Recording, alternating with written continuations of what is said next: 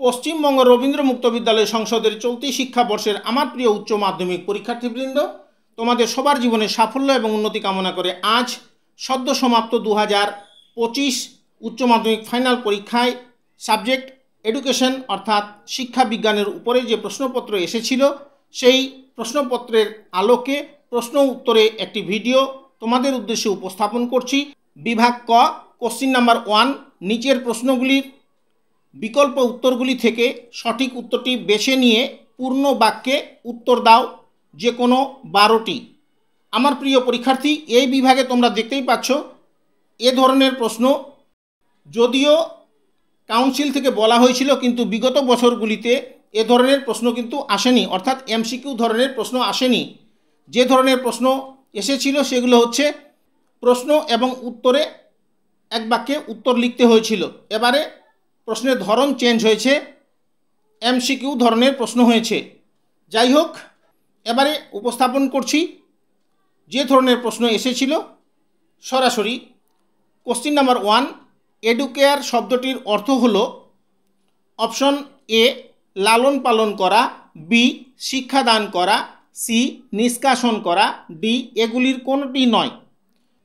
এগুলির মধ্যে সঠিক উত্তর হবে অপশন এ লালন পালন করা। এই প্রশ্নের উত্তর তোমরা পাবে আমার দেওয়া নোটসের পেজ নাম্বার 1-এ। পরের প্রশ্ন কোশ্চিন নাম্বার 2, একটি প্রথা বহির্ভূত শিক্ষা প্রতিষ্ঠানের উদাহরণ। এগুলির মধ্যে সঠিক উত্তর হবে অপশন বি মুক্ত বিদ্যালয়। এই প্রশ্নের উত্তর তোমরা পাবে আমার দেওয়া নোটের পেজ নাম্বার 10-এ। যদিও এ ধরনের প্রশ্ন কিন্তু সরাসরি ছিল না, ওইখানে যে পেজ নাম্বার 10 আছে আমার নোটে, এ ধরনের প্রশ্ন কিন্তু সেখানে ছিল। যার জন্য আমি বলছি যে আমার দেওয়া নোটসগুলি তোমরা যদি ঠিকঠাক মতো পড়ে গিয়ে থাকো তাহলে তোমরা এই উত্তরটি করতে পেরেছো, কোনো অসুবিধা তোমাদের হয়নি। পরের প্রশ্ন question number 3, learning to live together বলা হয়েছিল। এগুলির মধ্যে সঠিক উত্তর হবে অপশন সি ডেলোর কমিশনে।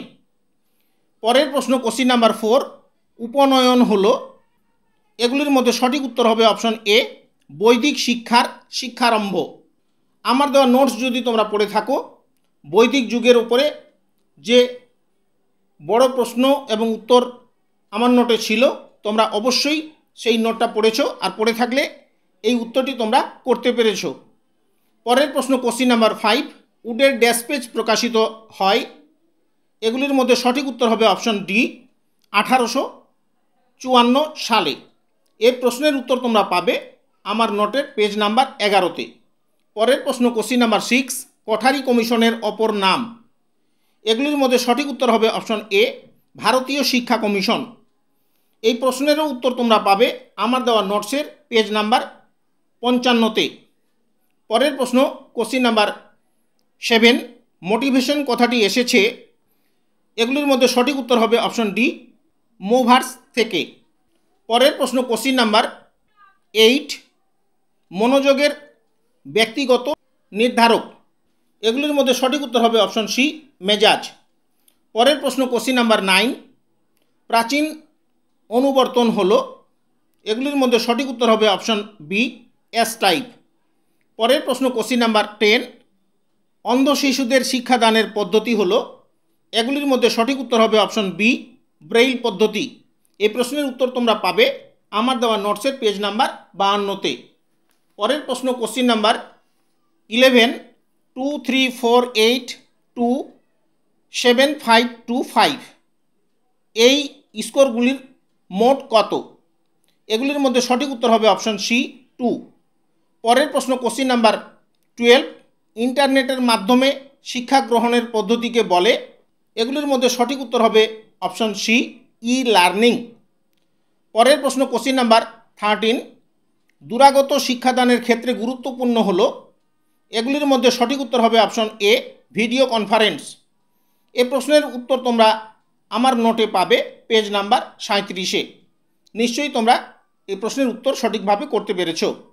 পরের প্রশ্ন কোশ্চিন নাম্বার 14, কম্পিউটার সহায়ক শিক্ষাকে বলে।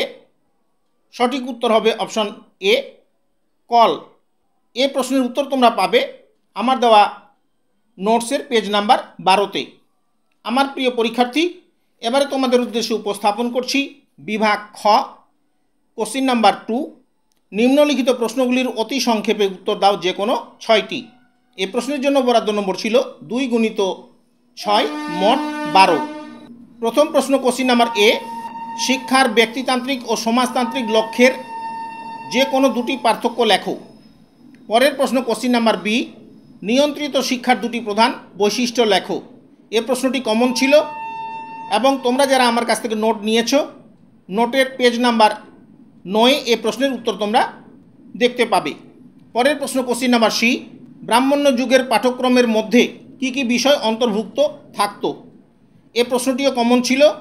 তোমরা যারা আমার কাছে নোট নিয়েছো, পরীক্ষার প্রস্তুতি হিসেবে নোটের পেজ নাম্বার 24 এ প্রশ্নের উত্তর তোমরা পাবে। পরের প্রশ্ন কোশ্চিন নাম্বার ডি, পরিণমন এর দুটি বৈশিষ্ট্য লেখো। এই প্রশ্নটিও কমন ছিল।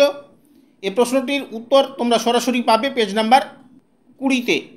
পরের প্রশ্ন কোশ্চিন নাম্বার ই, আর টাইপ অনুবর্তন এর আরেকটি নাম কি, এর প্রবক্তা কে। পরের প্রশ্ন কোশ্চিন নাম্বার এফ, শিক্ষাক্ষেত্রে আগ্রহের দুটি তাৎপর্য লেখো। এই প্রশ্নটি সরাসরি কমন ছিল এবং এই প্রশ্নের উত্তর তোমরা পাবে আমার নোটে পেজ নাম্বার 38-এ। পরের প্রশ্ন কোশ্চিন নাম্বার জি, গড় এর দুটি ব্যবহার উল্লেখ করো। এই প্রশ্নটিও কমন ছিল। এই প্রশ্নটি তোমরা পাবে আমার দেওয়া নোটে পেজ নাম্বার 27-এ। পরের প্রশ্ন কোশ্চিন নাম্বার এইচ, অন্তর্দৃষ্টিমূলক শিখন কৌশলের যে কোনো দুটি শিক্ষাগত প্রয়োগ উল্লেখ করো। এই প্রশ্নটিও কমন ছিল।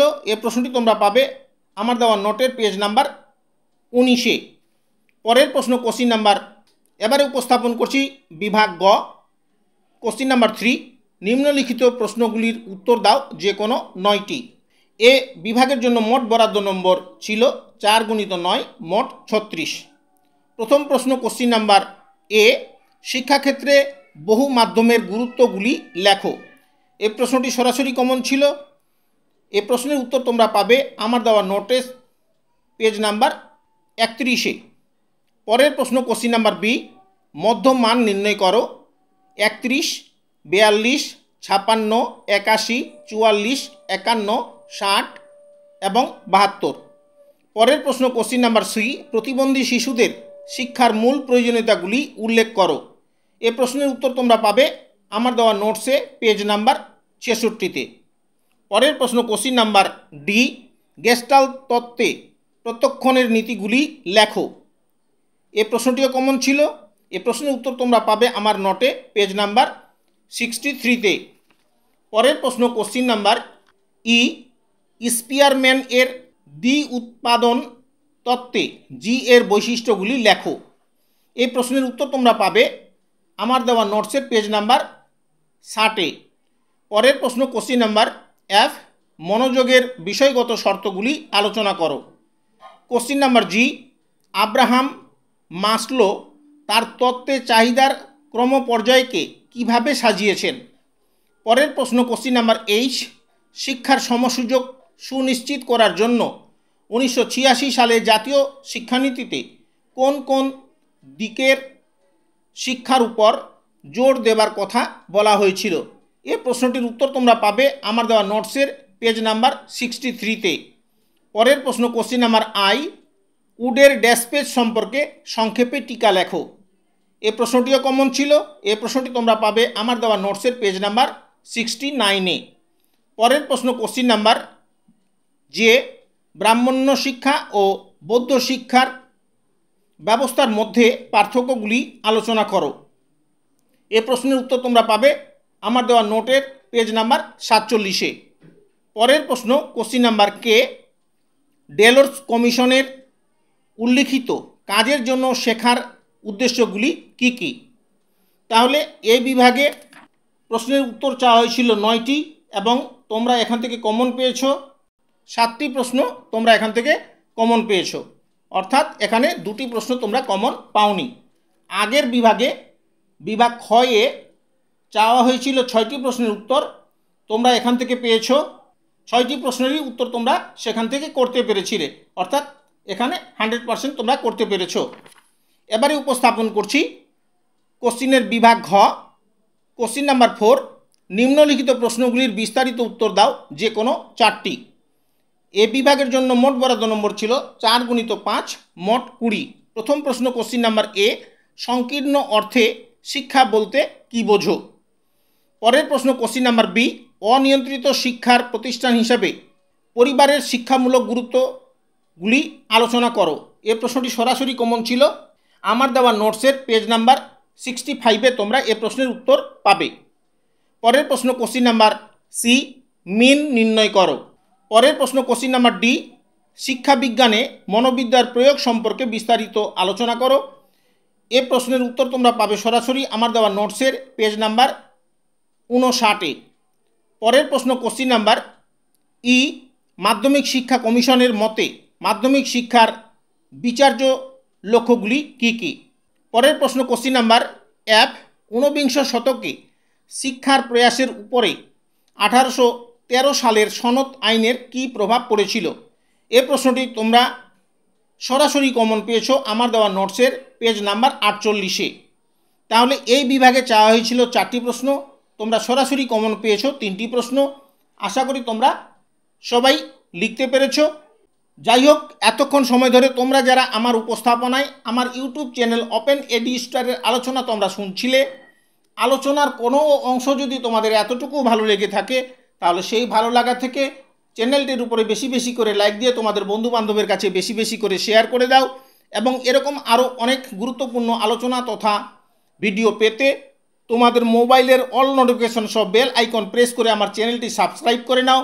এবং তোমরা যারা অলরেডি সাবস্ক্রাইব করে নিয়েছো, তোমাদের সবাইকে প্রাণঢালা অভিনন্দন জানিয়ে আরেকটি তথ্য তোমাদের উদ্দেশ্যে বিশেষভাবে বলতে চাই। আজকের যে পরীক্ষাটা যেভাবে হওয়ার কথা ছিল সেভাবে হয়তো হয়নি, এর জন্য তোমরা মন খারাপ করো না। আগামী দিনের যে পরীক্ষাগুলো আছে সে পরীক্ষাগুলোতে তোমরা বেশি সময় দাও এবং মনোযোগ দাও। আশা করি সেখান থেকে তোমরা 100% সফলতা পাবে, এটা আমার বিশ্বাস। বিগত বছরগুলোতে দেখা গেছে যে সমস্ত সাবজেক্টের মধ্যে কোনো একটি সাবজেক্টে একটু কম আসে। যাই হোক, এই ঘটনাটা হয়তো তোমাদের অপ্রত্যাশিতভাবে আজকেই ঘটেছে। আমি আশা করব এর পরের দিনগুলোতে তোমরা সফলতার সঙ্গে 100% সমস্ত প্রশ্ন কমন পাবে এবং পরীক্ষায় বাজিমাত করবে। আবারও তোমাদের সবার জীবনে সাফল্য এবং উন্নতি কামনা করে আজকের মতো আমার আলোচনা এখানেই সমাপ্তি করছি। সবাইকে ধন্যবাদ।